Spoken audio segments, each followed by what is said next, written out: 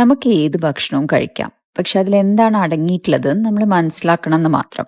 ഇപ്പം മട്ടരിയുടെ ചോറ് എടുക്കുമ്പോൾ തന്നെ അതിൽ നല്ല ഫൈബർ കണ്ടന്റ് ഉണ്ടോ, അതിൻ്റെ സോഴ്സ് എന്താണ് എന്നൊക്കെ ശ്രദ്ധിക്കുക. Add colour to your plates എന്നല്ലേ. ഒരു പ്രത്യേക വെജി തന്നെ കുറേ കഴിക്കണം എന്നില്ല. നമുക്കിപ്പോൾ ഇവിടെ ആഡ് ചെയ്തതുപോലെ സാമ്പാറിൽ മുരിങ്ങ, വെണ്ടയ്ക്ക, വഴുതനങ്ങ ആഡ് ചെയ്യാം. ക്യാബേജ് വറവായിട്ട് എടുക്കാം. പ്രോട്ടീൻ സോഴ്സ് ഞാൻ പ്രോൺസ് ആണ് എടുത്തിട്ടുള്ളത്.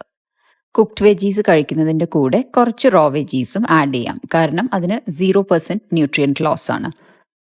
നമ്മൾ ചെറുപ്പത്തിലേ കഴിച്ചിട്ടുള്ള നമുക്ക് ഇഷ്ടപ്പെട്ട ഭക്ഷണങ്ങൾ, അതിൻ്റെ ഇൻഗ്രീഡിയൻസ് ഒക്കെ മനസ്സിലാക്കി നമ്മളെ പ്ലേറ്റിൽ ഓരോ ദിവസവും വ്യത്യസ്ത രീതിയിൽ ആഡ് ചെയ്യാൻ ശ്രമിക്കുക.